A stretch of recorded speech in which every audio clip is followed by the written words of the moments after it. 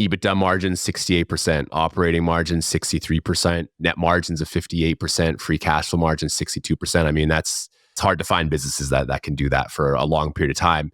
And then on top of that, the thing that's really interesting is if you go back 10 years, all these margins have like doubled. It's insane how much more money this business is just making every single year.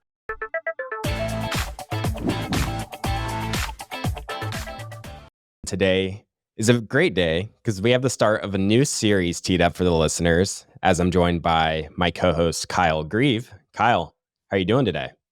I'm doing great. Thank you for asking. So today we're going to be starting what we're calling our best quality idea series. It's very exciting. This is where Kyle and I are going to be talking about a stock that we believe is a quality name and hopefully is trading at a fair price, but sometimes that can be difficult to find depending on market conditions and the companies that we're looking at on our watch list and such and whatever's in our portfolios. So in this episode, we're going to be talking about Evolution AB, which is a company based out of Sweden. And for anyone that's in the circles that Kyle and I venture in on Twitter and such, you may be familiar with this name, and I'm sure many other listeners might not be as familiar, and that's absolutely okay too. I think you'll find this company quite interesting. And this episode is going to be similar to the previous conversation Kyle and I had on the show where we discussed Dino Polska. We'll be sure to get that conversation linked in the show notes. That was episode 587 on the podcast feed. And before we get started, I think it's important to mention that Kyle and I both own shares in Evolution AB. We're going to be referring to this as Evolution during this conversation. I acquired my shares in 2023 around an average price of 1,084 Swedish kroner. At the time of the recording, shares are trading around 1,210 Swedish kroner, so slightly above the price I got in. And for those who aren't familiar with the Swedish kroner, it's about a 10-to-1 currency conversion. $1 is around 10.4 Swedish kroner. So you just divide any Swedish kroner number by 10 to get a rough estimate of US dollars. And we have a rule here at TIP where we can't buy or sell shares for 2 weeks after the episode's release. And, similar to Dino, I don't plan to sell any shares, hopefully over the next 5+ years. Unless my investment thesis gets busted, I plan to hold this stock for the long run, essentially. So, Kyle, would you mind confirming that you also own shares and your average price, if you happen to have that pulled up? Yeah, absolutely. So yeah, I do own shares. I bought my first shares, I believe, in July of 2022. So my average cost basis is 85 USD. So I have the ADR, the ticker EVVTY, and this comes to around 900 SEK. And of course, as with all stocks we talk about on the show, none of this is intended to be a buy or sell recommendation.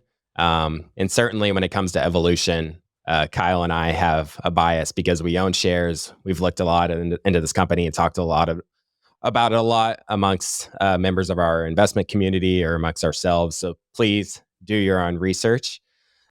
And even if you're not interested in this type of company, I think it's super helpful just to tune into how people sort of, think about companies. What do they look for? What are some of the things they like? So I think a lot of listeners just really enjoyed that as well. So the first question I had for you, Kyle, was how about we talk about how you discovered Evolution in the first place? Because, it's based out of Sweden, not a market that a lot of people are familiar with. And what did the research process look like after you discovered it? Yeah, so going back, I think the very first time I ever saw was just people mentioning it based off of looking at Chris Mayer's filings and seeing that he owned it. And so then I started digging into it and looking just at the numbers, and they were very outstanding. So I reached out to some people. I reached out to Chris because I DM Chris quite often, and he's obviously a pretty big friend of the show as well. And he told me a lot about it. He helped me a lot with questions I had. And then another friend of the show, Compounding Quality, also he's a huge fan, and I think he's an owner as well. So I DM'd him and conversed with him a ton and asked him, again, the same types of questions, trying to figure out, how they're modeling their valuation and, trying to find out more about the mode and any type of interesting tidbits of information I could. And then, yeah, so basically once I found it, there was also tons of other really interesting people on Twitter who were talking about it. And I reached out to them also in DMs. A lot of these people that you don't think would talk to you, they will, because everyone wants to talk about their stocks that they own and share because it's good. It helps you sharpen your own skills. And then how about the research process from there?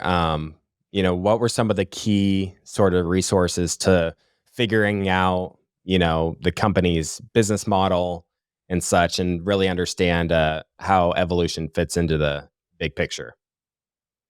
Yeah. So, a couple of the key resources that I liked. So there was, I know in the US, like I can't recall the exact name of it, but they publicize like all of their gambling regulations. Like there's boards and stuff like that, and so you can get really really detailed information, like specific to states, specific to the whole country. So that was really helpful because I did do I wrote a report for my Substack, which unfortunately doesn't exist anymore, about their total available market in the U.S. and in Asia, looking specifically. And yeah, you could get really good data for the U.S. Like I think they do it like on a monthly basis. Like so, especially New Jersey. New Jersey just they're really ahead of the game. You can see what's going on there, and it's growing at very high rates, like all the time. So that's one really good resource. Another resource I use was just looking at other analysts. I mean, I generally like smaller businesses that have minimal analysts, but this is a business that is, it's the biggest one by far by market cap in my portfolio. So there are other analysts, and there are some other analysts doing some actually pretty good work. So you can use them to look at information about competitors, trying to find competitors, try to find out what competitors are doing, looking at the numbers and profit margins and the moats of competitors. So that's another really good resource for finding out more. And then, Evolution, and it seems like a lot of just Swedish companies in general have really good disclosure. So if you just look on their website, I mean, they have so much good information, and they do a really good job of telling you what the business does, how it runs, and we'll get into that later in more detail. So I won't go into that now, but it's really impressive. So if you want to know more information about the company, you can just head straight to the source and look at the company documentation. They have a lot of really good things there. Yeah, I think you make some really great points there where the company has really good disclosures, and there's also really good data you find from other resources. I think one of the things that stands out to me with Evolution is, yeah, the New Jersey research sort of points to this market is a growing market. And I think you find that, especially with what you pointed out in the article you wrote up on their total addressable market, just this market is global and it is growing, and it's providing a lot of tailwinds for Evolution. So I think the next place to go here is, what the heck does Evolution do? Yeah, absolutely. So Evolution, when people think about casino stocks, Evolution is not really doesn't really fit into that because it's not a traditional casino. They don't need to have these gigantic buildings that cost a lot of money and own all these and deal with regulators. I mean, they do have to in their own way, but luckily they have all sorts of little shortcuts that make the business just a better model. So basically, what they do is they create, operate, and run online casino games. So I like to think of it in a couple different ways. They have RNG, which is random number generator. So that's just like slots, basically. If you imagine yourself in a physical casino and there's just people putting a lever down or hitting a button on a screen, and then just a bunch of numbers generated on a screen. That's what RNG is. So I personally don't find that part interesting, but a lot of people do, and they make a little bit of money from that, but it's definitely not their main segment. So online live is actually their main segment, and I like to think of it as kind of two segments. So one is online live, kind of like you would think of it in a normal casino. So like roulette, blackjack, games like that, where you go, there's a dealer, and there's people standing around the table or sitting and having a good time or not having a good time, and then so they basically have these giant studios where they'll basically record one dealer working with a whole bunch of people. And then they're a very innovative company. So one of their biggest innovations is now these game shows. So these game shows, their biggest, most popular one is called Crazy Time. And you have a game show host, and there's a lot of stuff going on. Like honestly, I've watched some of the videos, and I mean, I would probably just need to play it to actually understand the rules of the game. But it looks like the people playing it are having a lot of fun, and the hosts are always really really well engaged. Um, and so yeah, so basically those are kind of their general uh, the way they operate. And so yeah, so like I was talking about with these studios, so you can kind of think of a studio almost like a movie studio. I think that's probably where they came up with the idea. So in Europe, they have a whole bunch of these studios, and the thing that's interesting in Europe specifically is that they can have one studio. I think they have their biggest one is in Riga, which is in Malta, I believe, and that one studio can have hosting games like all over Europe, and I know also in parts in Asia as well. So that makes things really easy. And then when you compare that to North America, things change. So in the US, especially, um, the studio has to be in the state where the users are playing the game. So basically, what that means is they've had to partner up with casinos, specifically in the US, and then they basically reserve a part of the casino for their studios. And that allows the regulators to come in and make sure everything is running as it should be. But the economics, it changes a little bit, because if you can have one centralized studio blasting out video to multiple countries, that's going to be a lot better in terms of margins and scale than having to do it in each location. But it's working really well for Evolution.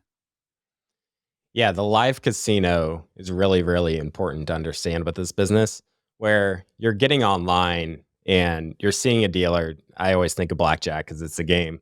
I personally enjoy playing, but there's so many types of games. Over the years, they've developed so many games.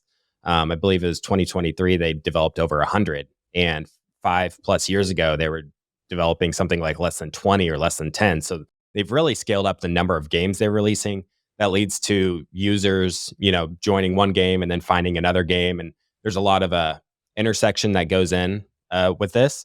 And I think the major sort of theme to understand with this business is the shift from physical, in person, to digital. So we're going to be talking about this shift throughout the episode, but I think that's sort of the key theme sort of playing out here, where these land-based casinos, their businesses are really stagnating, not really growing at all. Most of them probably are in the decline, whereas this online portion, we're going to be talking about regulations during this episode, but this online portion is really something that's growing. And Evolution in the live casino aspect is what they're really the big leader in, and what where their dominant position is at. And I think another interesting aspect of this is you're getting online and you're playing blackjack or whatever game, and you see a person right there. Whereas it's not like the random number generator games where you're just clicking a button and it's just, telling you if you won or lost or not. You're seeing a person and there's some sort of interaction that's happening there. Absolutely. Yeah. And I think that there's a degree of trust when you have the actual dealer there. And that's like a big area of their game that they've tried to develop, is that degree of trust with their customers. And I know it's been hard because, things happen, right? Like I remember Todd Househelter talking, and we'll be talking about him, talking about, balls falling off the table, or, dropping a card on the ground. And they have their own little standard operating procedures for dealing with this and making sure that people aren't cheating, or people aren't accusing them of cheating, and they are accused of them. I mean, any casino unfortunately gets that, but yeah, they're doing everything right in the eyes of regulators. And as with many digital new age economy businesses, the economics can be quite attractive, especially when there's strong moats at play. So, talk about the economics of Evolution and how exactly they make money then.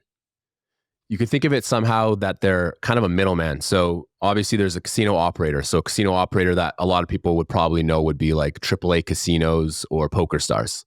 So let's say someone goes on and wants to play one of their game show games. So they'll go on, play a game show game, they'll win or lose money, whatever. And then so basically the money that they lose to the house goes to the house, which would be in this case, let's say AAA casinos. And then AAA casinos basically would pay out So they basically have a variable fee and a fixed fee. So the variable fee will be a percentage of the gross gaming revenue, which is just GGR. And then they have a fixed fee, which is just based on, whatever the deal is that they have with Evolution. And Evolution also has some interesting things that they do. So they have games where it'll be branded as, Evolution's game or as one of their subsidiaries. But then they also offer the ability to have branding of the operator. So, it might be a game that's hosted by Evolution, but the dealers and the game boards they're playing all have AAA poker on it. So that's kind of an interesting little extra way for them to make money and make it so that it's branded specifically for whoever the operator is. So yeah, and that's basically it. So they just get a fixed fee and a percentage of the gross gaming revenue, and they just basically make sure that their games are all running in tip-top condition. And as long as that's happening, and as long as people are enjoying their games, and they can just keep on going. And then an additional thing that Clay actually already mentioned was how they have multiple games, right? So with some smaller operators might only have one or two games. So that's great. Maybe they have one or two games, but Evolution has this thing called one-stop shop, where essentially you can go and it integrates all sorts of different games into one application that the operator can then use and show to their players. So that it's really cool because it allows people to not only stay on their platform, but it also allows people to stay on Evolution's platform and get used to more and more of their games and try out different things. And yeah, so like you were also talking about with entertainment, I was talking to Data Aeson, and he actually said that he calls it uncertainty entertainment. And I really like that. And it is, right? Like you can think of Netflix is, I guess, is somewhat like that. I mean, it is certain in that you're just watching a movie, right? But, sports betting, that's definitely uncertainty, or, betting on horses and then cards and all sorts. There's all sorts of things. So yeah, it's a big market that they're trying to penetrate, but they're doing a really good job of it so far. You recently did a presentation with our mastermind community that discussed your portfolio, how your portfolio performed throughout 2023. And you talked about how you split your portfolio up into what you call stalwarts and then the nano or micro caps. Your portfolio had a return of 18.6% in 2023, so a pretty good year for you. And that's despite Evolution being your largest position. And it's been a choppy year for Evolution, but the business results have been quite good. I think you and I would agree on. And for your stalwarts in your portfolio, you seem to have, for most of them, you have some quantitative metrics that you want to hit, just things like return on invested capital, revenue and earnings growth, a long track record of being a successful business. But then for your nano caps or your micro caps, these tend to not screen well. And, they, from a quantitative perspective, they tend to look much different. They're sort of on the cusp of an inflection point. Maybe they're just becoming profitable, or they just became profitable. And these typically are misunderstood by the market. So it's sort of just a different way to invest, really, where you're looking for something that's undervalued and trying to take advantage of that. So how about you paint a picture of what you're seeing quantitatively for Evolution to help the listeners get a sense of the quality of this business? Yeah, absolutely. So first thing I really love to see in any business I own is high insider ownership, right? Because, you want people managing the money who are hopefully aligned with you as a shareholder, because you're not running the business. So, you know, and generally speaking, with larger and larger businesses, they've been around a lot. They've had to get financing. So, the insider ownership generally for a company that's worth billions of dollars isn't going to be super high, but Evolution is around 18%, which I think is excellent. Usually I prefer like 10%. So they're definitely doing well on that end. And then high returns on invested capital, like you mentioned. I mean, that's honestly probably one of the most important numbers that you can possibly have. It's a business that it was well above 50% for a long period of time. And then they kind of went on this acquisition spree. And I've gotten a lot of questions about this that, why did it drop a lot? And there was one of their acquisitions, they ended up using a lot of their stock to pay for, and that increased their equity base, which is why it's their return on invested capital has dropped. But even if you look at it, it's going up. It's going up linearly the last few years since they've made those acquisitions, and it's still above 20%. So I'm happy with it on that end. And the margins, I mean, their margins are insane. I mean, to be fair though, I mean, if you are comparing it to other iGaming businesses, it's just the industry has insane margins. So you can see that as being good as a shareholder, but you can also see it being bad because it's also going to attract a lot of competition, which it is. But evolution has some unique characteristics that are protecting it, which we'll go over it in the future. But yeah, I mean, EBITDA margins 68%, operating margins 63%, net margins of 58%, free cash flow margins 62%. I mean, that's just, it's hard to find businesses that can do that for a long period of time. And then on top of that, the thing that's really interesting is if you go back 10 years, all these margins have like doubled. It's insane how much margins or how much more money this business is making every single year. I'm not going to assume that these are just going to keep moving up. It's everything's kind of slowing down at this point as it gets more mature, but their ability to maintain their margins right now seem pretty high for quite a few years into the future. And then I like looking at businesses that are growing. So, I'm looking at things like growing revenue, net income, per share earnings. So, if you look at the 10-year compounded annual gains in these numbers, so revenue is 47%, net income 66%, and earnings per share at 63%. Then you want, obviously, a business that's not going to dilute shareholders. And they've done a pretty good job of that. I mean, we'll be getting into their acquisition later in the episode. But if you look back over 10 years, they've diluted by about 2% per year. And now they have this buyback program going on. So I'm hoping that becomes a regular part of the business. I think a lot of shareholders, Clay probably would agree with me here. He'd like to see that. And then debt. I mean, obviously, if we can find a business that can just operate and hopefully grow with zero debt or equity financing, that'd be perfect. And Evolution doesn't need anything from anyone. So that's awesome. Now, I don't invest for dividend income, but they do have a dividend. It's about a 50% payout ratio. And the dividend's been growing at 50% compounded annually. So if you do like dividends, this might be a name that interests you. Yeah, to paint some color around the dividend, it seems like they tell shareholders that they want to pay out 50% of their profits as dividends. And since the business is growing, it's sort of a trailing, their payout ratio might drop below that 50% mark just because the business itself is growing. But when they look back, they're trying to pay out half those profits as dividends. So yeah, it is a dividend payer, which typically isn't something Kyle and I are looking for. And to paint some more color around the size of this business, they report their financials, I believe, in euros. I see on Morningstar here, their revenues for 2022 were just under 1.5 billion euros. And then I'm switching the lens to US dollars. The market cap's around 24 billion US dollars. And to be fair, their growth has been, just simply amazing over the last decade. But as you mentioned, it has slowed down drastically as they've scaled up. For example, 2020 revenue grew by 53%. 2021 revenue grew by 90%. 2022, it grew again by 36% after that huge boost after COVID. And then it seems that they've started to run into some growing pains, and they've talked about this in the reports. Their revenue over the first 9 months of 2023, which is the most recent data we have at the time of recording, that revenue in the first 3 months of 2023 was up 26% year over year, which is still pretty dang good.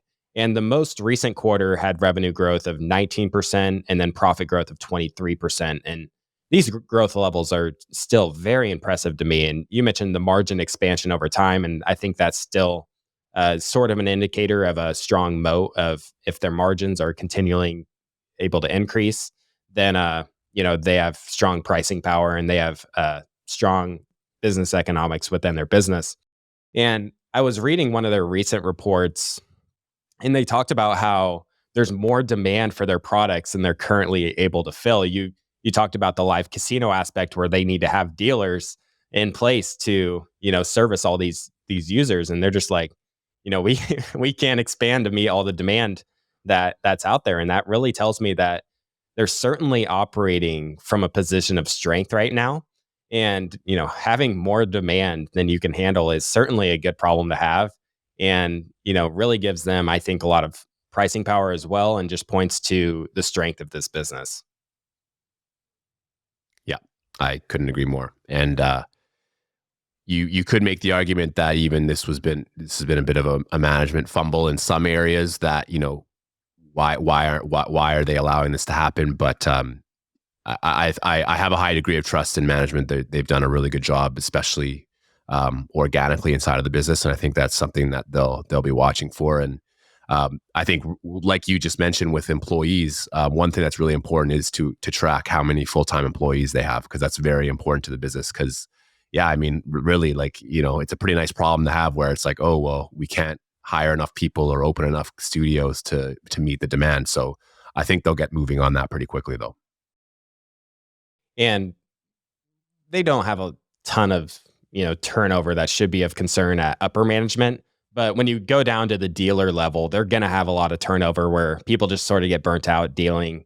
And, that's certainly understandable. It's not a job that a lot of people are looking to have as a career, but there's a lot of younger people that can earn a decent income by doing something like this. So that's just something that's just sort of a growing pain for Evolution. Just how are they going to be able to hire all these dealers to run their tables? And I wanted to mention this research that was done by Alta Fox. You had mentioned this to me when you had done research on it.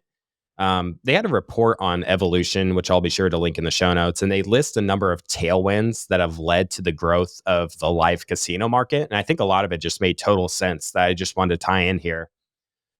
Looking at Evolution's 2022 annual report, they cite a statistic that from 2018 through 2022, the live casino industry as a whole had grown by 21.5% per year.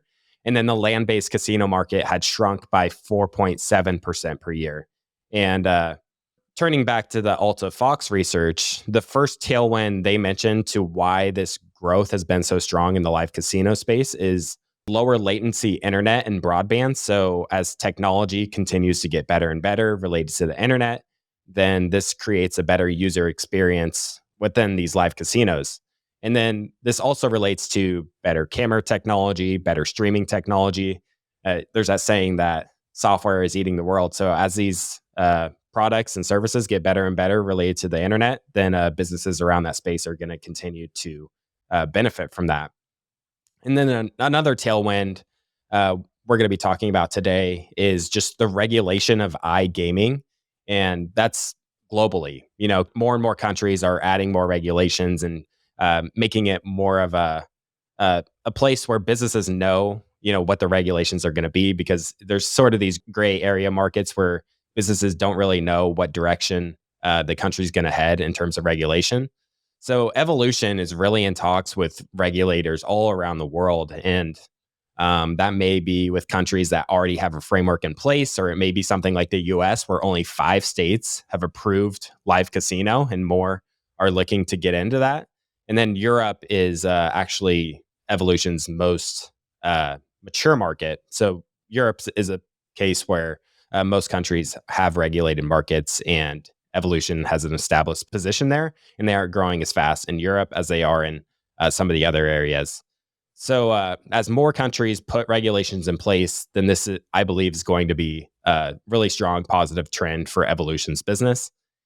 And I'm not sure about the people you're connected with, Kyle, but so many people my age are really interested in sports betting. And Alta Fox lists one benefit for Evolution is the ability of these casino operators to be able to cross sell sports betting with their other offerings, live casino being one of them. So, there's this big trend, at least from what I'm seeing, to people getting more and more interested in sports betting. And then, hey, they go out and discover some of the things that Evolution offers, especially with releasing over 100 games in 2023. Like, there's plenty of things for people to get interested in, discover, and new ways to gamble, which we'll also be touching on today. I personally don't gamble too often, but when I'm on a trip with friends, we'll go to a land based casino from time to time. And honestly, I think it's important to mention that I just don't have like a super pleasant experience going going to a lot of casinos. A lot of casinos here in the US allow smoking. A lot of times you're surrounded by people you'd probably rather not be around. And when you think about having the ability to play blackjack or whatever online casino game in the comfort of your own home, I think that's a pretty strong value proposition. And I think there's also something to be said about the experience of actually being there in person, seeing the dealer face to face. So there's definitely some give and take when it comes to this trend to online live casinos.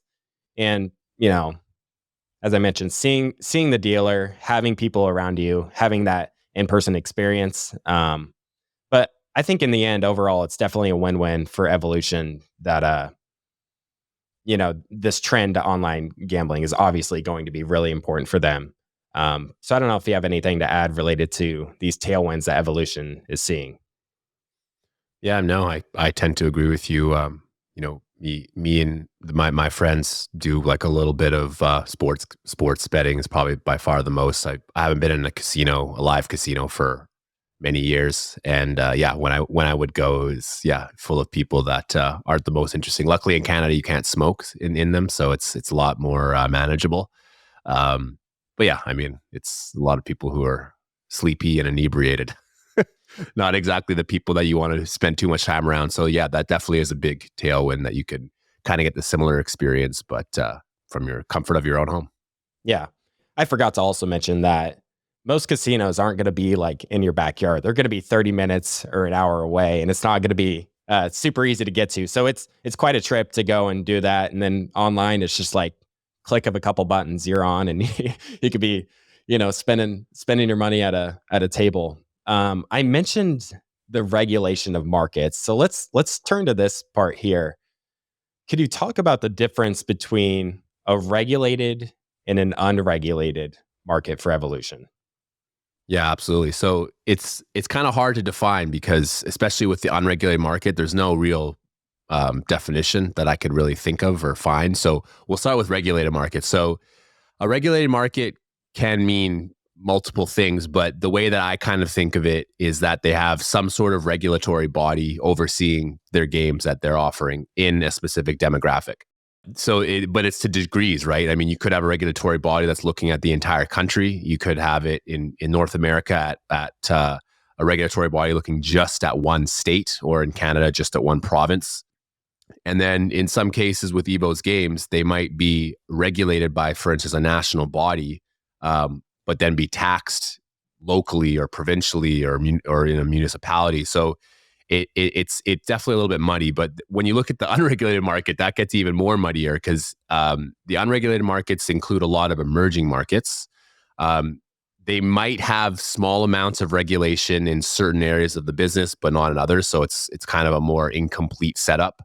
Um, and then regulation in unregulated markets is a lot more disruptive because sometimes you'll get these gray market business units, or if they're operating in gray areas, all of a sudden they'll become regulated, and then all the regulators will come in and they'll actually want to basically punish the unregulated casino operators that were there beforehand. So that is a degree of risk for the business, and that's I think a huge reason why people get scared of the business is this unregulated market. So I know Betson used to be in the Dutch market, and they've essentially just basically pulled out. And I'm not entirely sure what the details of that, but I have a feeling they were having problems getting their license from regulators.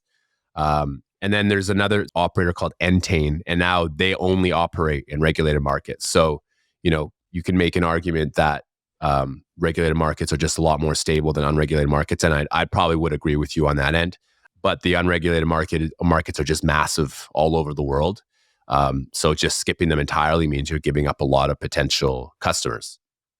And then as far as I know, for the revenue model that they have, it's the same regardless of being regulated versus unregulated. I'm not entirely. I haven't found anything that shows me that there's any difference between their business model based on regulation versus unregulated markets. Yeah, so I think a lot of people would say the reason evolution looks like such an attractive investment opportunity is because you aren't taking into account all this unregulated revenue they're bringing in. So it seems like the market is sort of discounting this unregulated revenue with the potential of that potentially maybe going away in the future, or there's just this uncertainty of what that is going to be 5 years down the line. Do you have any comments on how we should be viewing this unregulated revenue and maybe what that looks like from the big picture for evolution. It's not like 90% of their business is unregulated. A lot of it seems to be these regulated markets. Yeah, so I think as of the last quarter, I think they have about 60% of their revenue coming from unregulated markets. So it's not a low number. So the way I look at it is that you know Evolution is a global company, right? So let's say one country, a small country, decides to regulate, and they don't like Evolution, and they say, Evolution, go kick rocks. We don't want you here anymore. Which that could happen. I mean, it hasn't happened, at least that not disclosed to us yet. But the thing is because Evolution, number one, is very geographically diversified.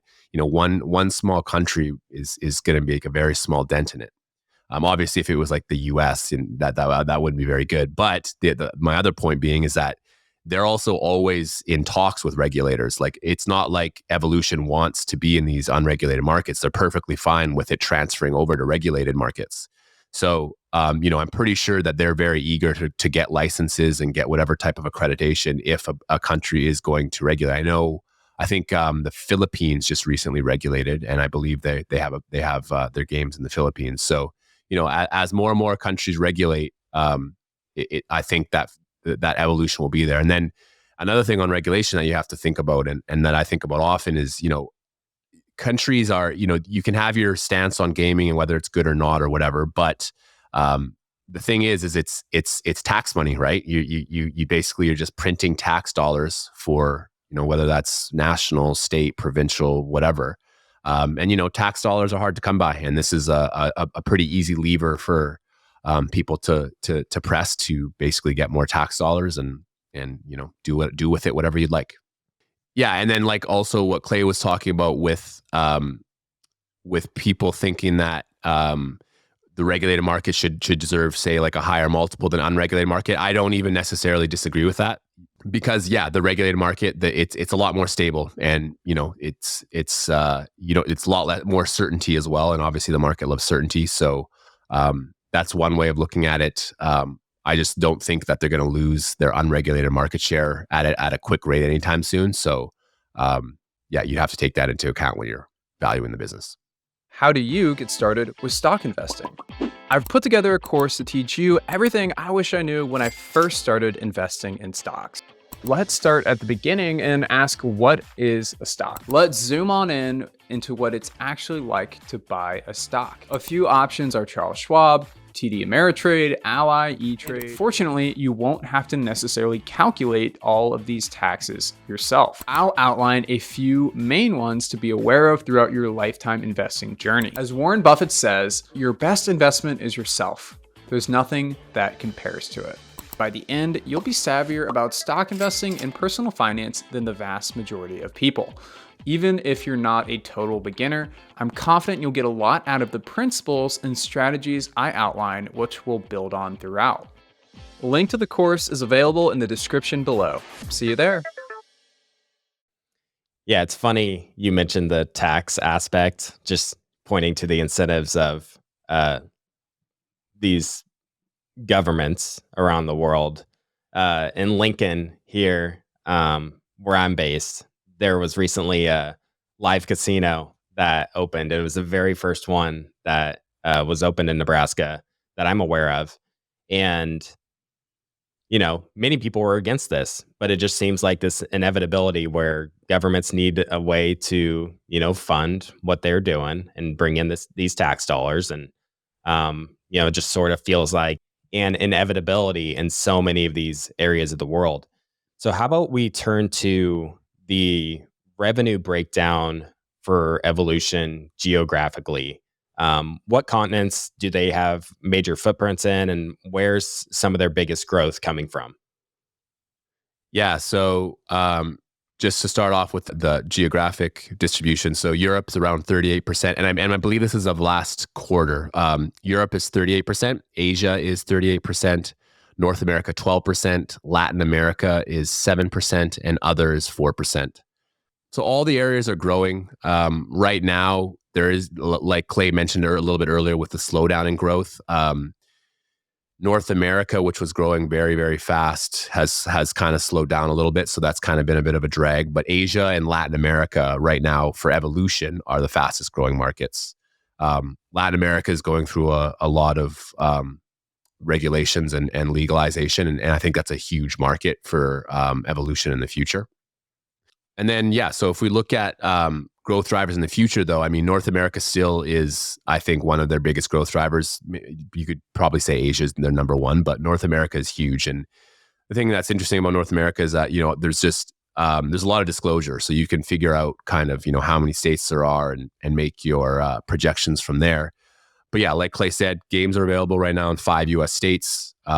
Obviously, there's a lot of states. And even if you can make the argument that it will never be legalized in every state in the US, and that's perfectly fine. But, even if it gets to 50 to 75%, that's a large number of states and a lot of people that they can continue serving. So I think that they have a lot of ability to continue scaling up to get to, and a lot of ability to also get a lot of their unregulated revenue transferred to regulated revenue. And I do think that the North American market will be a pretty big contributor over the next few years as well.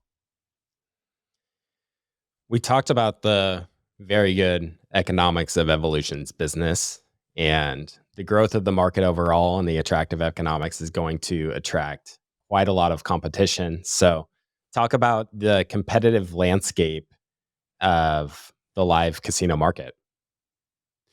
Yeah, so live casino, it's interesting because if you look for direct comps, it's really hard to find. And the reason is that a lot of the businesses that are in iGaming are also in other things. Like, a lot of them have sports books.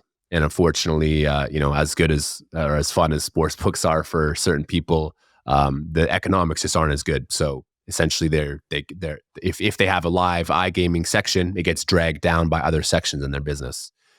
So yeah, so as a pure play, it's pretty hard. So Playtech, they're good. They have 89% of their revenue from regulated markets, so that's very, very good. Entain also is another business which operates exclusively in regulated markets. And then Betson is another one that is focused on regulated markets, but I couldn't find a percentage that they disclose. And I have a feeling they're not taking on any more business onto unregulated markets. So you are kind of seeing some of these businesses move away from unregulated markets, which actually could be one of the reasons why Evolution's share of the unregulated market just keeps on increasing, because they're just, onboarding that on. And then in terms of RNG, which, they do have a section, pragmatic gaming, which is private. So it's really hard to find out much about them, but they're really good. So from what I was able to find, they have actually superior margins compared to Evolution. So I found that just from Ali Gundas, who's a really good account to follow on Twitter if you're not about Evolution. But yeah, I mean their RNG margins are really good. Like EBITDA margins, I think, are well into the 50s. So clearly, Pragmatic is doing something right here. Clay and I also got the chance to speak with Shri Viswanathan, who's also a professional investor, and he owns the business as well. And he said that the RNG businesses that they have bought have helped with increasing the overall margins of the business. So that's kind of one interesting point about RNG. But generally speaking, it seems like the live casino is kind of the most attractive area, and luckily that's where they're focusing the most. I'd like to also talk about Evolution's competitive advantage and moat. Currently, the most recent number I saw is that they have a 60% market share in the live casino industry. And I think one of the key things Evolution has done, as you just mentioned, is that they solely focused on this from the beginning. Or not solely, they put a huge focus on this from the beginning. We mentioned the RNG, but live casino is really the core. It seems to be the core of what they do. And all these other companies kind of have live casino just as a part of their business. And they might not have near as many games as Evolution does. Their expertise around this might not be near as strong. And You mentioned the one-stop shop. It seems that so many of these casino providers just see Evolution as just kind of the obvious solution to what they want to provide in terms of live casino. So, talk to us about Evolution's competitive advantage then. Yeah, so I've thought a lot about it, and it's they definitely do have some competitive advantage. I mean, if you look at their numbers, of course they have competitive advantages. They wouldn't be putting up those types of margins if they didn't. But if you are just thinking about, could someone theoretically just build a casino game and offer it to someone else? Yes, they could, right? So, in terms of barriers to entry, they have their own barriers of entry, but to me, it's more to do with the scale and the size of the business. That if some one employee business wanted to come and try to compete, I mean, it would be very hard. And so I think a big reason of that is that Evolution has their fixed costs, and there's pretty much, there's no way that some small business is going to be able to keep their fixed costs as low as a percent of their overall revenue as Evolution would be able to. They've also just done really, really well on previous initiatives that they've talked about, and they're every year they seem to just do a really good job of operating their business the way they say they should be, and at a very high level. But is that a moat? No, it's not, right. But so scale to me is definitely their moat. They have some sort of network effects, like you just mentioned, with this one-stop shop. So like if let's say someone created one game and they offered it to you, that's great and that's cool. But if you go on an Evolution game, well, you can see that one game, and then you can theoretically get moved on to hundreds of other games. So that definitely is a huge advantage. And then also, if you are a casino operator and you're looking to bring games in, are you going to bring in one game that you have to pay fixed costs to, or are you going to bring in Evolution, which has hundreds of games? And you have to imagine that some people want to play the specific games that Evolution offers. So if you don't offer their games, people will just simply go to another operator. So it definitely has some types of network effects there. And then also there are some switching costs, right? I mean, setting up a studio definitely is not cheap. Todd Househalter's talked about this, and it's not only is it not cheap, but it's not really it's not an operation that you can just kind of pick up right away. I mean, they've kind of perfected it because they've been doing it now for such a long period of time. So, I mean, I would say scale is probably their number one competitive advantage. And they definitely do have to be stay on top of things, because there are competitors out there that are doing well and that are trying to come and take some of their market share. So they can't just sit on their laurels. They have to be innovative. But that's why they have Todd Househalter. I mean, that guy, he's kind of like the Steve Jobs of casinos. Like, this guy just like, he's been creating games his whole life since he was a kid. And he has to keep doing that in order for, I think, Evolution to survive. So, you definitely have to pay attention to innovation and make sure that they're staying on top of things. But so far, they've been doing a really good job. Like Clay was talking about with the amount of games. I mean, in 2023, they made 100, and how much that's gone up. And I see that just continuing to keep going up over time. You mentioned innovation, and I was reminded that Evolution in the live casino space certainly seems to be the innovator, whereas you have all these other companies that see the success of what works within Evolution, and you'll see a lot of them just imitate a lot of the games. And one of the ways Evolution has sort of differentiated themselves is to create these branded games where they become known for these branded games, and you can't just copy and paste exactly. And I think that's a really strong indication where Evolution is really the leader in this space, and then others are just trying to keep up with what they're doing. And there's a few other points I wanted to mention here in regards to the competitive advantage. I think it's so easy to just think, you set up a camera, you set up a table, you grab a dealer, start dealing some cards, and start setting up your business. But it really isn't that easy. I think Sri Viswanathan, you mentioned him. He had this quote that I loved, where he said, "The barriers to entry is low, but the barrier to execution is high." So You mentioned, all these things that can sort of happen with the table. A card flips over, you drop a card, or whatever else. There's all these standards of practice that you need to have in place. You need to be working with regulators to make sure you're doing things right. And the scale is so, so important. You not only have to offer a better value proposition to the casino operator, but you also have to be able to operate at a large scale to make any money. You can't just open up one table and expect to get the same level of traffic that Evolution's going to be getting. So there's so much fixed cost that goes into this, and it's just a big hurdle that companies need to get over to really make any money. And there's a few points related to this that I wanted to mention. Europe is Evolution's most mature market, and not a single land-based casino has a live casino offering that's created in-house. So there's been all these years where they've paid Evolution to host these games, to offer these games for them, and not a single one of them has said, "Hey, we'd be better off doing this in-house." They're much better off just doing it through Evolution. So the barrier to entry is low, but the barrier to execution is high. And then you look at the US, companies like FanDuel, DraftKings, Penn, all these companies that many people are familiar with, they're all working with Evolution. And these are big companies. They have money. They could theoretically do live casino themselves, but they don't, because the implementation is just so difficult. And then there's just a high level of fixed costs. There's the uncertainty of, having to compete now with Evolution, who's innovating 100 games a year. And if you're going to be in this business, you're really going to need to do it at scale. And yeah, it's just a tough space to be in. And it's just such an interesting dynamic where Evolution, they've been doing this, I believe, since 2006. And they've really been the leader in this space and really tough to compete with.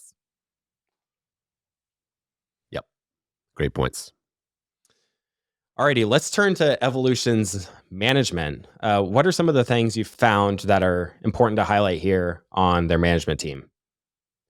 Yeah, so management I think is good. I like how they have the high insider ownership. Like I mentioned, they've done a good job executing. But obviously, like all management teams, they have their I guess their patches of hair that maybe they could improve upon. So a couple of things like it would be nice if they gave a little more disclosure, for instance, in their geography and where revenue is coming from. However, you can make this argument that they, like you said, it's an incredibly highly competitive environment, and they probably don't want their competitors knowing all this information about them. So I think that they're part of the reason that their disclosure with specific geographies and countries are I mean, they don't talk about it at all, is specifically because they don't want competitors knowing, okay, well, I should focus on this country or that country or whatever. And so as a result of that, they just don't share anything with shareholders. So, unless you're an insider, it's hard to figure out that kind of information. So yeah, I mean, I don't think that's probably going to change anytime soon, because, it's getting more and more competitive. So, so like an example was, for instance, they used to have Europe, and they used to have England kind of as their own little market where they would show, but now they've just put England all the way into Europe. So you can't even tell, well, is England doing really well, or is it the rest of Europe or whatever? And, of course they know this, but they're not going to share that. The inside ownership, like I said, I think it's 18%. So nice and high. I love seeing that. They also have some insider buys on the open market, which is obviously super bullish. And then, so then there's been a big thing lately about their incentive program. So they recently came up with this incentive program to use warrants as part of incentives. And, generally speaking, not super, I don't think any shareholder is super enthusiastic about getting diluted. But we also have to remember that Evolution is essentially a tech company. I mean, they have to innovate and build tech in order to compete. And in order to do that, they have to not only attract talent, but they have to keep it there. And with the history of Evolution's shares, it's a valuable asset, right? So they know that, and now they're using that as part of their incentive structure for the board members. So, I mean, it's not my favorite the way that they did it, but I'm hoping that it'll keep some of the talent that they have there because they do have a lot of talent and that matters. Then when we look at capital allocation, um, that's been kind of a point of contention in terms of some of the acquisitions they made over the past few years. I think we'll be getting over. We'll cover this a little more detail later on the episode. Um, so when it comes to their segments, like Clay said, they've been mainly focused on live, and I agree with that, and that's kind of where their excellence really comes from. If they probably just never even bothered touching RNG, I'm sure they probably would have done very, very good. But if you just look at how they've excelled, so in 2020 they had 700 tables, now they have 1,300. So that's growing at a very nice rate, and I'm as we talked about earlier, they could probably increase that at high rates as well because they have more demand than they can keep up with. And then looking at the amount of people they have, so back in 2018 they had 4,300 full-time employees, 7,000 in 2021, and right now they're at 13,000. So they're doing a pretty good job of finding more and more employees to work the tables, which obviously helps them make more money. Since 2020, live game revenue has increased by 43%. I mean, so they're doing a good job on that end. And then so like we talked about with the dividend policy, they kind of are sticking with that 50% number. They've had some pushback on it because people would rather just see them put money back into buying the stock. And you can make that argument. I personally would love to see them just buy their own stock, but it's pretty well priced now. But there's been times where it hasn't been well priced, right? And maybe not buying back would have been the right decision. But as of now, I don't see them stopping the 50% dividend. Yeah. So with the dividend policy, it's going to stay, and I'm hoping to see it would be really nice to see them say, okay, we're going to keep paying 50% out as a dividend, and then with the remainder, plug whatever we need to back into the business, and then with everything else, do buybacks. I would love to hear them say that. They haven't said that yet. But they are doing this buyback right now. They're buying back a lot of shares. You mean you can go on their website and they're buying it all the time. So hopefully if the prices stay here, I think I hope they just keep buying back shares. Yeah, the 50% dividend policy, it's something we as shareholders, you just have to sort of live with and just sort of expect going forward. And, hopefully they do transition to do more of those buybacks and they pull back the dividend a bit, especially with the share prices at these levels. But it sure seems like there's one investor who joined our community, said it seems like there's a capital allocation epidemic in Europe where maybe don't make the best capital allocation decisions, especially when it comes to dividends. But sometimes as investors, we just take what we can get sometimes, and no company's perfect, and that's something that Evolution has got a lot of pushback in terms of the management. For the buyback, I believe it was 400 million euros they announced in November 2023, and certainly think that's a very good decision. And it was just before that the CEO had a pretty big insider buy. It was 100 million Swedish kroner for an insider buy that he made, and I think that's also a very good sign. His insider purchases seem to have been pretty timely because he also purchased shares in late 2022, which at an even lower price. So that was a very opportunistic buy for him. And, he sees where this business is heading, and he understands probably capital allocation pretty well, even though the board seems to want this dividend policy and such. And I think it's worth highlighting the Todd Haushalter, who we mentioned earlier. He's the chief product officer.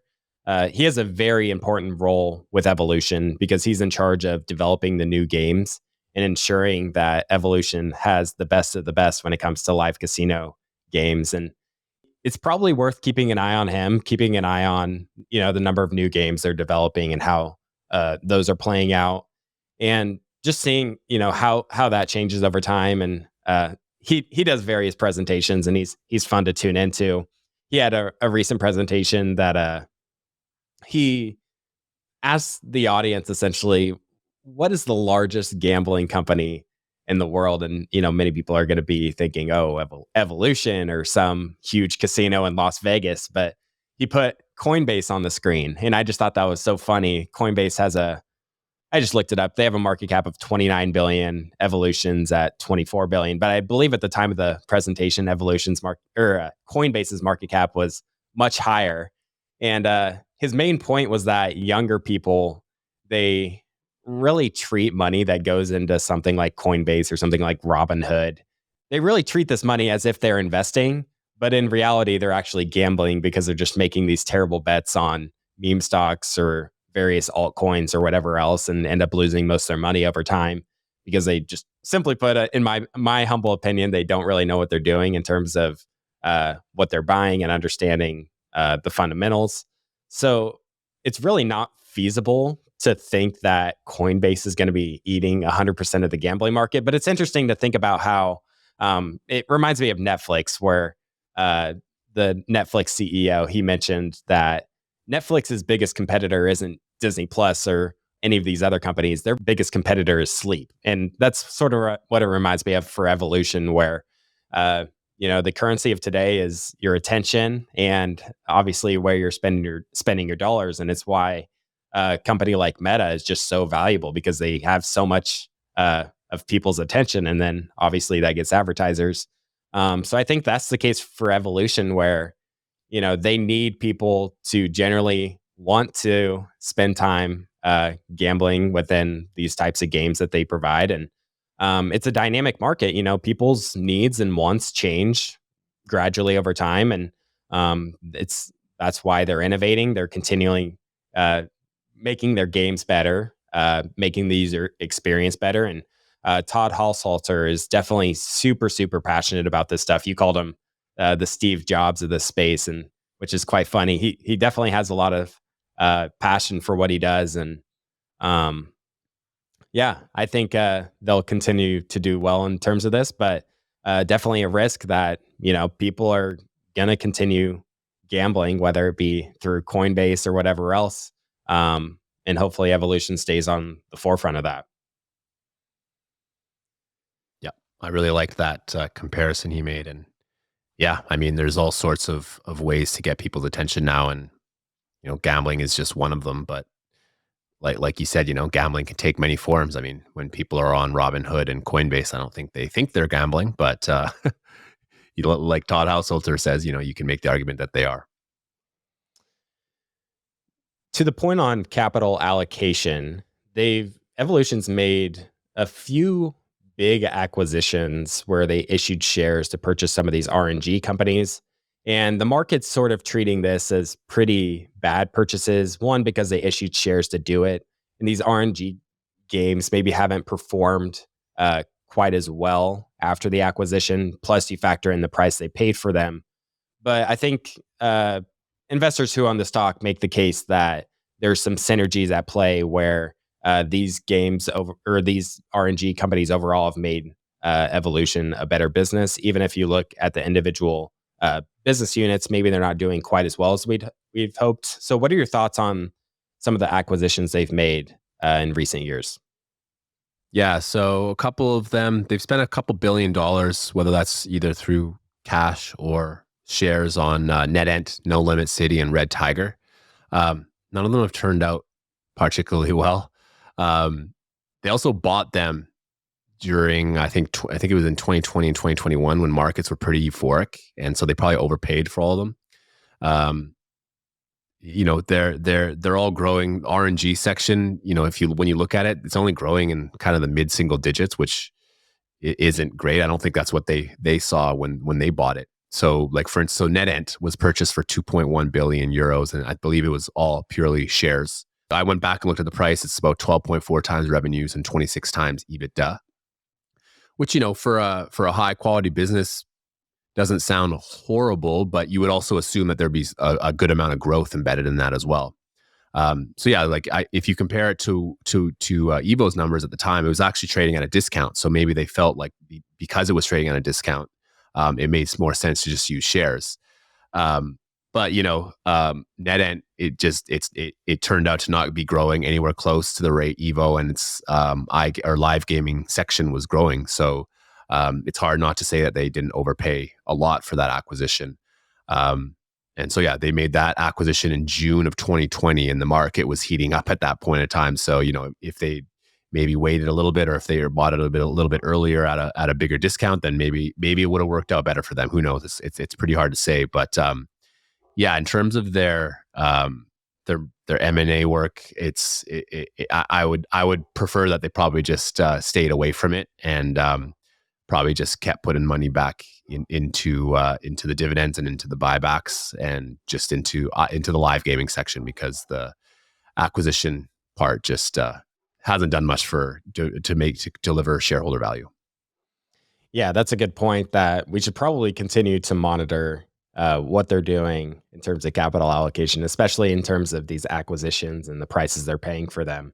And I think they're mindful of this. I know they're talking with investors and probably learning quite a bit in terms of, they've received a ton of pushback in terms of the dividends. And I'm sure they seem to be quite receptive to some of these feedback from shareholders overall.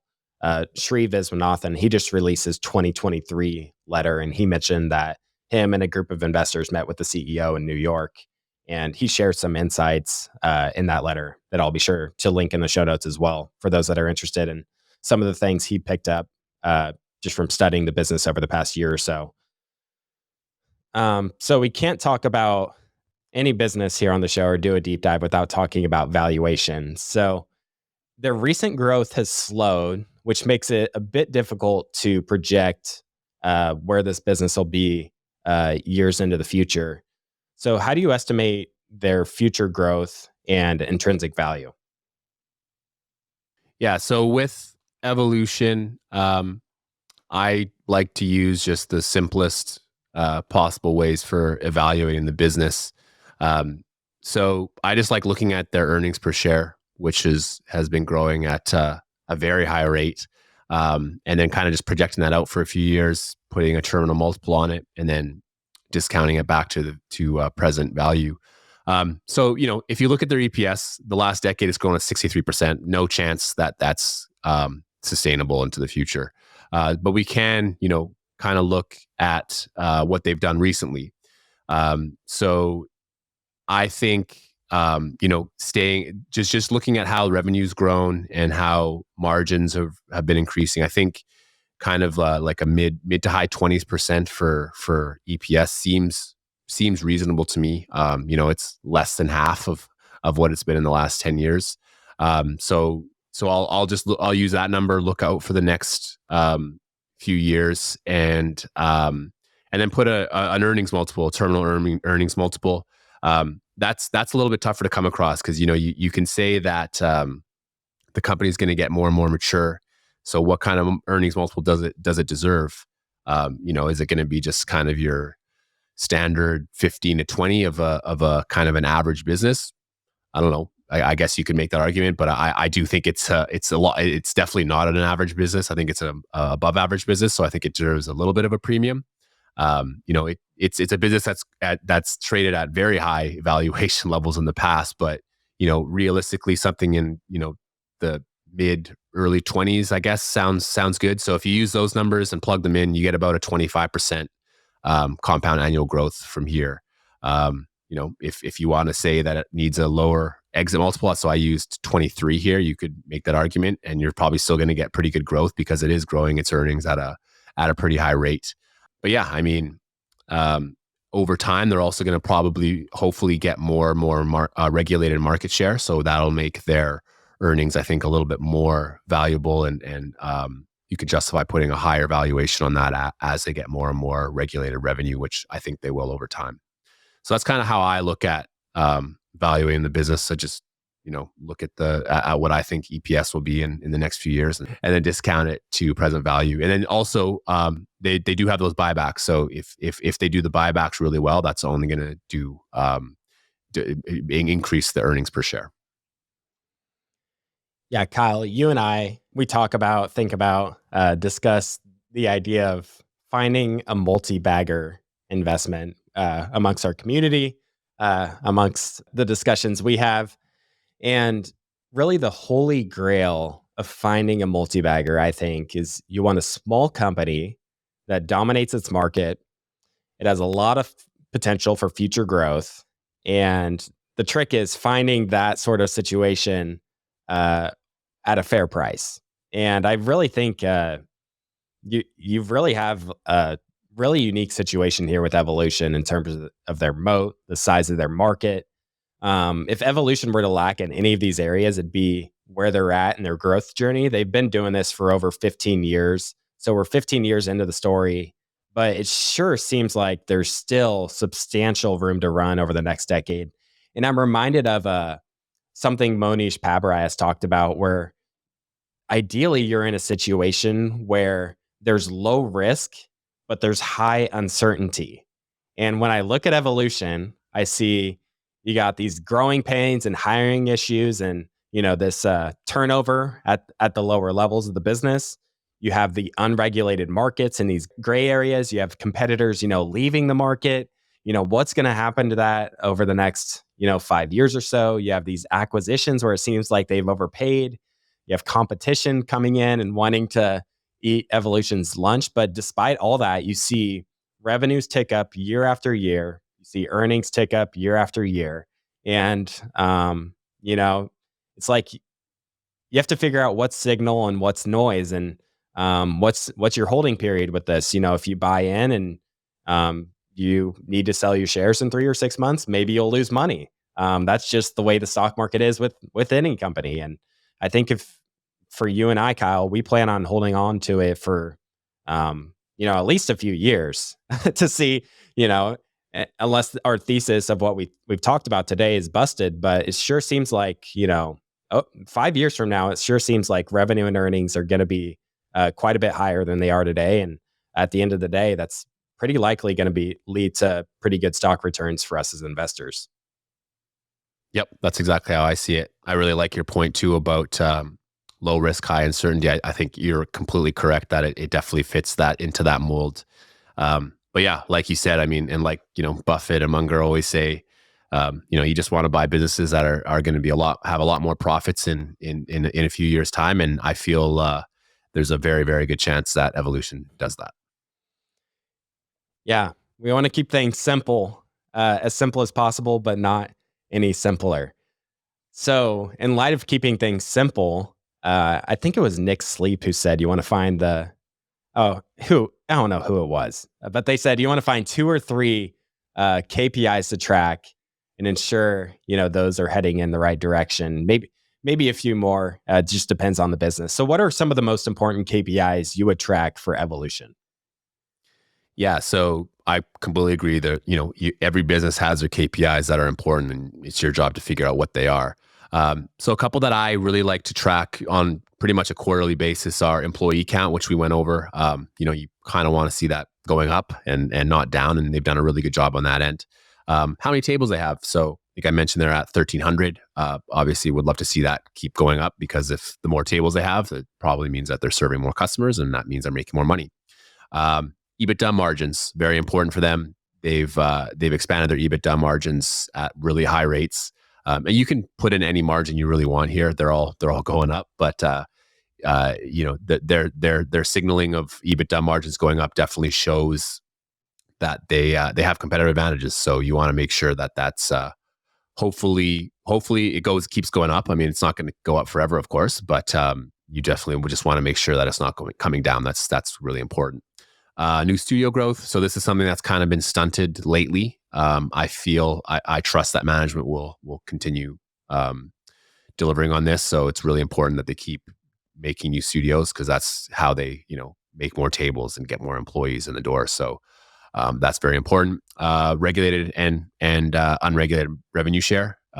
Definitely would love to see the regulated market share continue to go up. But as more and more of these businesses their competitors, are trying to just take up the regulated market share, there's a chance that unregulated revenue just keeps growing for them. So that's definitely something you would have to be comfortable with. So that'll be something interesting to just monitor in the future.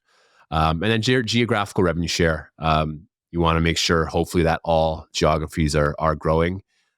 There's going to be some bumpiness. They're not all going to grow linearly, right? You're going to have some that outperform others. Like, North America was doing really well for a while. Now it's slowed down, and Latin America and Asia have kind of gone up. Asia just seems to always grow for them. So it'll be important that continues doing it. And those are kind of my general KPIs that I track for them. It's funny. I can't count the number of times I've seen on like Twitter or whatnot where someone sees evolution, they look up the company, they see it's in the gambling space, and they're like, the numbers look great for this company, but it's a gambling company or it's iGaming, and that's just not a market I want to get into. And it reminds me of the case of Meta. There's been a time or two here on the show where I've talked about Meta. I shared Aswath Damodaran's doomsday analysis. That was in late 2022. That was near the bottom of Meta. I believe the shares today north of 350, if I remember right. And at that time, the shares were like $90 or $100. So you're up well over 3x on that. But I never bought shares. Like his analysis totally made sense to me, and it seemed ridiculously underpriced. But I think you could say the same with other companies that never did rebound. So there's some selection bias or survivorship bias here at play. But in talking about Meta, why did I not buy shares? Well, the first thing that sticks out to me is that I'm really not that big of a fan of Mark Zuckerberg. And the second thing is I know that Meta's products do harm overall to society. We know that teens experience higher levels of anxiety, depression, and all these things, partially because of these social media platforms that they're on and how addictive they are. And, they want people to just be stuck to their screens, stuck on their platforms. And I mentioned earlier that attention seems to be the new currency today. And the reason I mentioned Meta here is because Evolution is in the iGaming market, and they have an incentives to make their games as fun and as addicting as possible. So their users just come back time and time again and gambling more and more of their money over time. And it brings to this question of, is it ethical for someone to own shares in a gambling company? And I think it's a bit hypocritical for me to say that I don't want to own Meta, but I'm fine with owning Evolution. And it's interesting because part of the reason I think is that I personally enjoy playing cards and going and playing poker or blackjack or whatnot. And I have fun totally knowing that the odds are stacked against me. Like over time, I'm going to lose money, and I might get excited the one time and go and win a couple $100. But I'm also aware that a gambling addiction is a real issue for a lot of people out there. So there's really no easy answer. I know that casinos likely aren't going anywhere.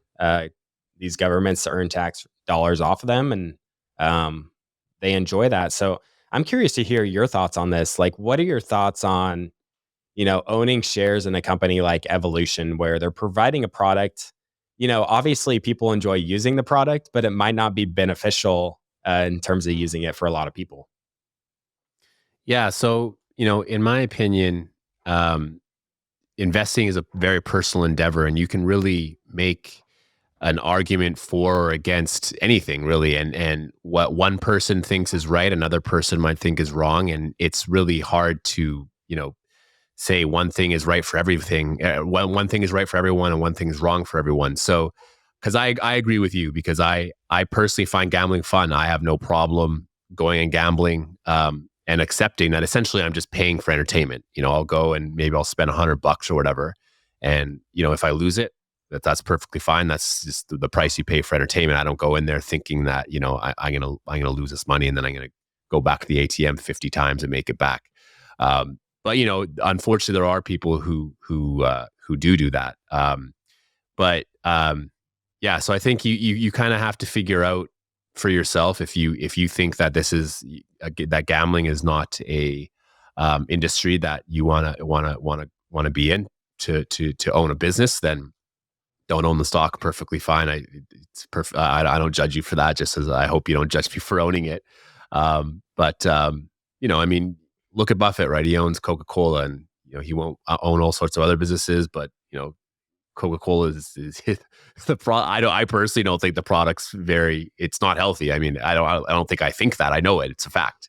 But so you can kind of warp and twist anything into your own mind, and whether it's right or not. I mean, I don't know. Yeah, it's your money. You can kind of do with it whatever you want. But for me, I've tried their product, Evolution's product, and I think I like it. I think I find it fun. And for me, that's all I really need to know in order to buy the stock.